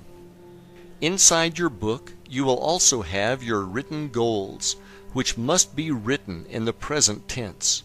One really good way to do this is to write them as affirmations or as I am statements. Let's assume that you are single and your goal is to be in a loving relationship. You could write your goal out as I am so happy to be in a loving relationship. The important thing to stress again is that the statement must give you the ability to have the feeling that it is true. Below that statement, you could have a picture of a smiling couple who look to be having a wonderful time together. When you are done, your vision book should look like a representation of the life of your dreams. As the pictures in your book become your actual reality, and I promise you they will, move those pages to the back of your book. That way, when you see them in the future, it will thoroughly reinforce the fact that you are a co-creator and that you have the power to manifest things into your reality. Now that you have created your vision book, it is time to use it. The vision book is really a tool for you to use to create the feeling of already having the life of your dreams. At this stage, you have already defined what it is that you want to have in your life. You know why you want it, and you have true passion for it showing up in your life. Having pictures of what it looks like now is very powerful. I cannot explain to you exactly how it works. All I can tell you is that when you combine this with visualization, you are going to be blown away by the results. Chapter 11. Creative Visualization and Manifestation. Before I get into how massively powerful I believe the process of visualization is for manifestation, let me first explain to you what I am talking about. The process of visualization is to actively use your imagination to create the movie in your mind of what your dream life looks and truly feels like. When done effectively, you will be able to create a visualization which will seem as real to you as the dreams you experience when you sleep. I am going to go through the techniques I practice, and if you want to learn more, I suggest reading an excellent book entitled Creative Visualization by Shakti Gawain. That's Gawain. I learned the pink bubble technique, which I will discuss later, straight from Shakti's book.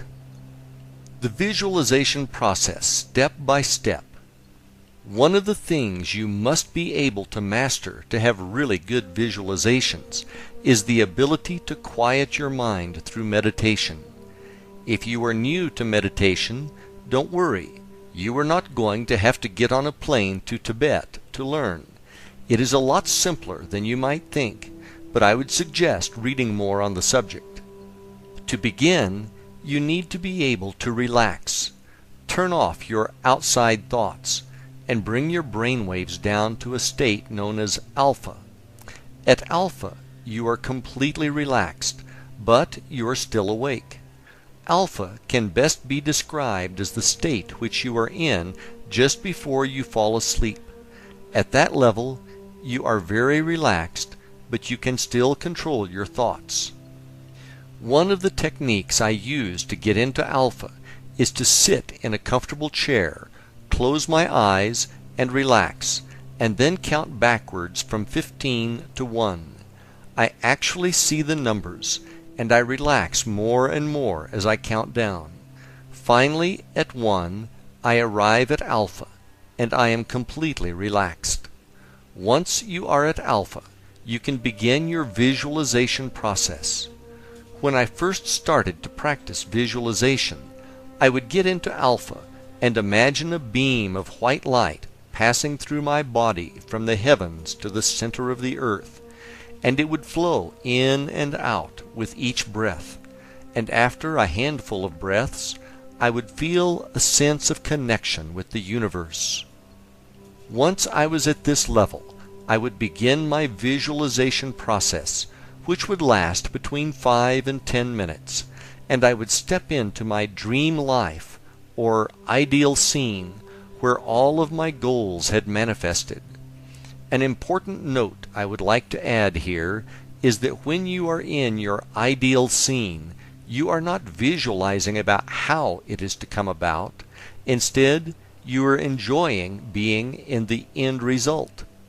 One of the most important things you must have when visualizing is the ability to generate the feeling of joy and love that it has come true, and to bask in that good feeling. We live in a feeling universe, and these good feelings you experience are going to attract more experiences for you to have good feelings about. Eventually, these good feelings will be accompanied by the actual manifestation of the end result into your reality that you are now visualizing. Before you come out of your meditation, imagine the ideal scene now surrounded by a pink bubble, and get into a feeling of total joy and gratitude to the universe for bringing this to you. The next thing to do is to see the pink bubble float higher and higher, getting smaller and smaller as it rises to the heavens and eventually disappears. Now slowly open your eyes and realize that you have done your part, and the universe will bring it to you. Know and feel this to be true without any doubt. In the pink bubble technique just described above, the color pink is associated with love, which is the most powerful force in the universe.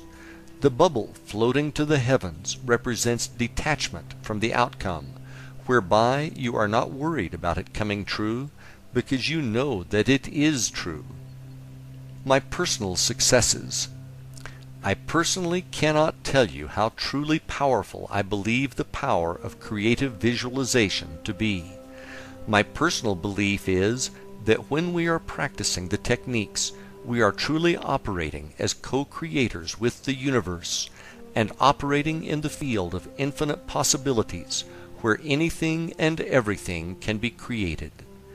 There is going to be a time delay between practicing your visualization exercises and when the things you want to show up in your reality arrive.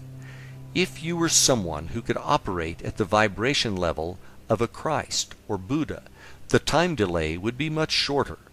The most important thing you need to do is believe with faith that it is done and on its way to you, and that it is only a matter of time before it shows up. The coolest thing is when it does show up, you will never see it coming ahead of time. When you look back, though, sometimes you will be able to connect the dots. A great example of this is when what appear to be challenges in our lives show up.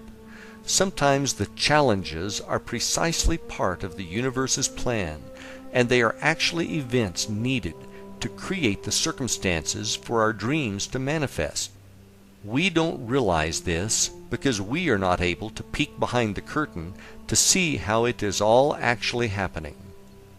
Don't become disappointed by mistaking challenges as anything other than everything working out perfectly. When your dreams manifest, and they will, you will see that it was all part of a master plan to get you where you say you wanted to be, do, or have.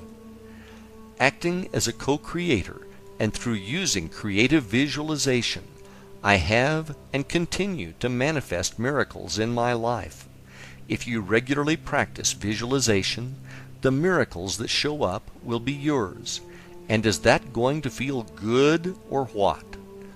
I do need to make you aware of something before we close this chapter.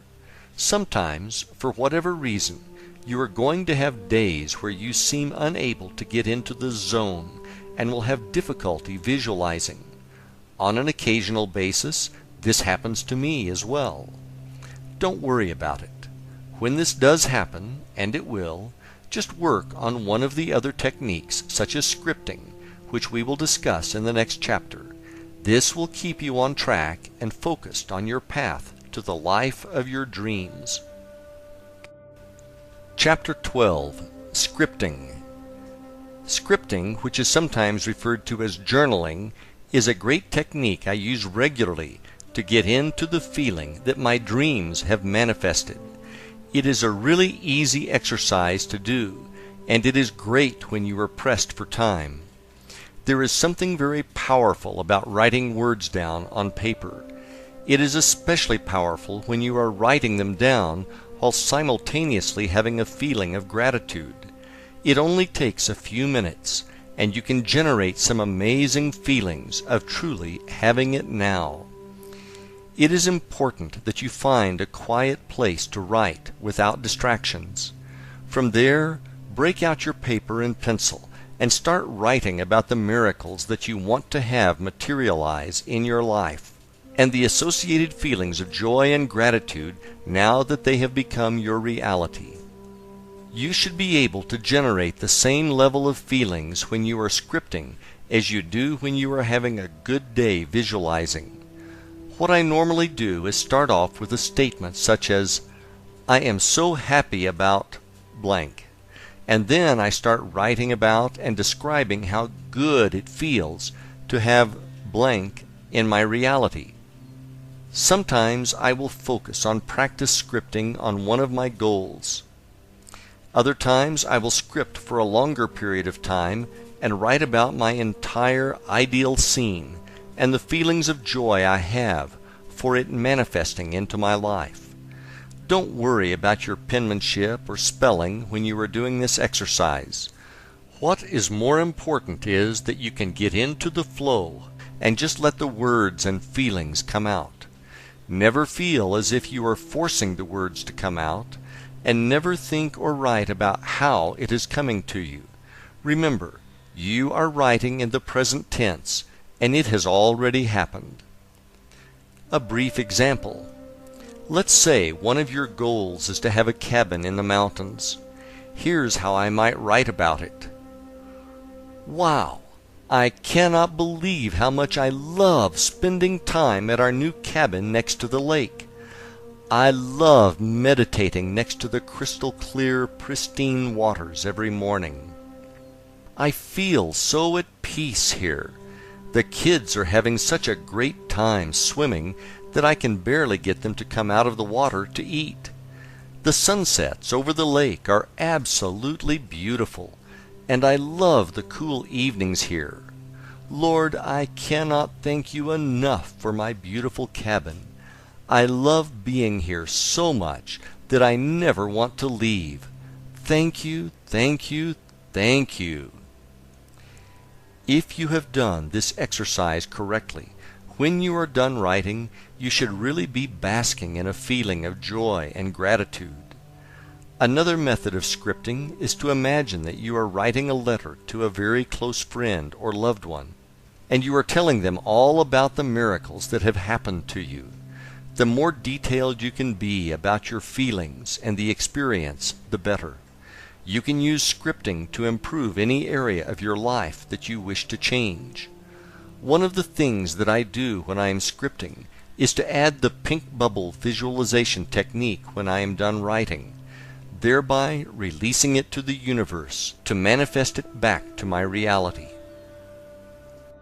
Chapter 13. Affirmations. Affirmations are powerful statements that you repeatedly say aloud back to yourself.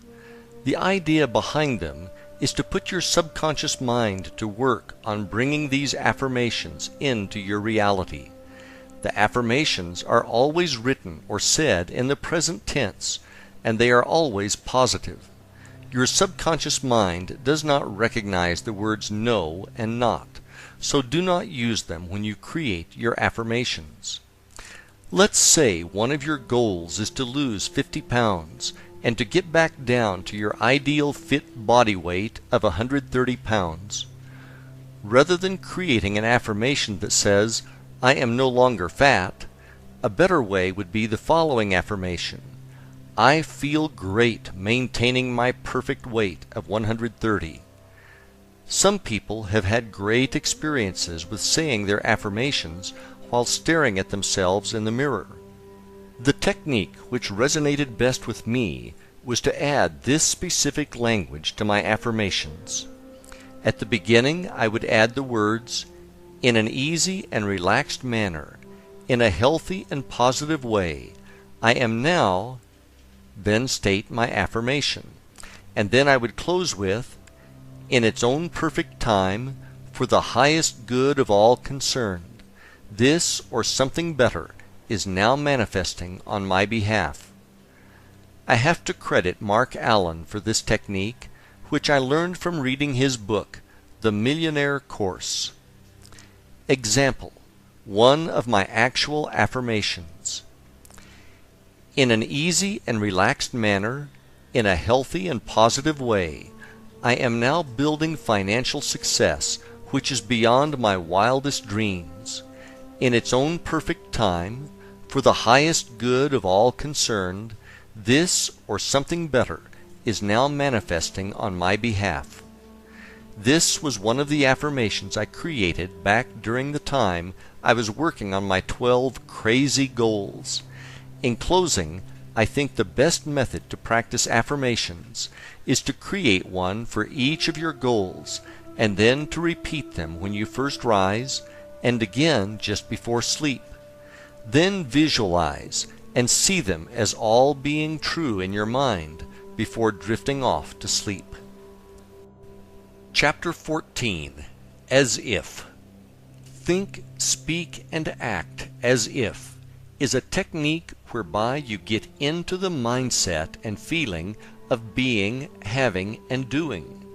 What you are doing is creating a state of mind in which you feel as if you have already achieved your goals, and you create these feelings ahead of the actual event.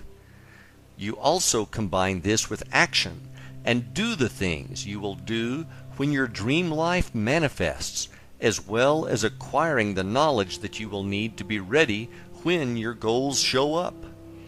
One of the things you may need to get over is the concept of make-believe as something only children play. You live in a world that is make-believe, and never forget it.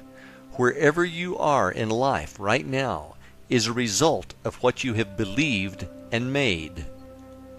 Now that you have been told this, it is time for you to use this knowledge to your advantage. Think of this as being similar to your visualizations, except that now you are doing them and you are fully conscious. To better get this concept across, let me give you an example from my life. The color of money. A few years after I bought that white Lexus LS 400, which I wrote about earlier in the book, I found myself wanting the newer model Lexus LS 430. I put a lot of miles on the LS 400, and I loved the car, but it was starting to wear out after I put about 180,000 miles on the odometer. One of the things I liked best about the newer LS 430 was that they added a wood insert into the steering wheel and dashboard, which really dressed up the interior. Knowing the power of being a co-creator, I drove down to the local Lexus dealer and picked up one of their sales brochures, which had a bunch of great pictures of both the exterior and interior of the car. I then cut out the best picture of the car and put it in my vision book, and I put the brochure in my hour of power bag, which I brought to the beach each day. After a while, I really knew what my new car looked like. When I would walk off the beach and get back to the LS 400, I would imagine that I was opening the trunk of my LS 430, and I would get into the feeling of how great it felt to have this beautiful car with a fantastic interior. Another thing I would do is to visualize and see in my mind's eye the wood accent interior of the LS 430 while driving the LS 400. This technique worked best when I would drive in the early morning before sunrise. Another thing I would do to get ready for the LS 430 was research on various internet sites to figure out what the true market value was for each year. I would then shop for LS 430s on eBay Motors, and I would look at all the pictures that the sellers posted on their ads. When I saw one that I liked, I would take it one step further and plug the information into another site, which would give me a valuation based on the year, options, and mileage. I really liked my LS 400, as it had reached out and found me, so I felt loyalty to her. One morning I hopped in the car to drive to an appointment to show a house to a client, and the car was completely dead. After messing around with it for 10 minutes and covered in sweat from the sweltering Florida summer, I finally started the car and made it to my appointment. When I got home after showing the appointment, I went directly to eBay Motors and found a deal on a beautiful dark green LS 430 nearby, and I clicked the Buy It Now button. After a few days, I appropriately named the car The Color of Money. The feeling I had now when physically driving the LS 430 was exactly the same as the as-if feeling I created when driving the LS 400. Now in the morning when I came off of the beach, I was really putting my beach chair and bag into an LS 430. All I could do was smile and feel gratitude, which is precisely how I prepared for this day through practicing as if. Whatever it is that you want, make sure that you do your homework to prepare yourself. Then practice the feeling of as if for having it now, and feel real gratitude, for it is just a matter of time before it manifests into your reality. Chapter 15. Putting it all together. These techniques that I have described to you in this book are the exact ones I used successfully to manifest miracles in my life. If you want to manifest the life of your dreams, you now have all the tools to do just that. Feel free to use them in combination or as standalone techniques. Over time, you might want to change them around so that you stay focused and fresh. The most important thing that makes these techniques work is your faith and belief that they are already done and on their way. I hope that the miracles which I have manifested successfully using these techniques have made you into a believer in the fact that you are a co-creator and that you have the ability to truly create the life of your dreams. I hope that you will share this knowledge with everyone that you love, as they too deserve to live the life of their dreams. We are all here to help each other, and imagine the joy you will feel when they tell you that you have totally changed their lives. I have given you all the knowledge and tools you will need to be, do, or have whatever it is that you want. It is now up to you to take action. I wish you Godspeed on your journey. All the best, Pete.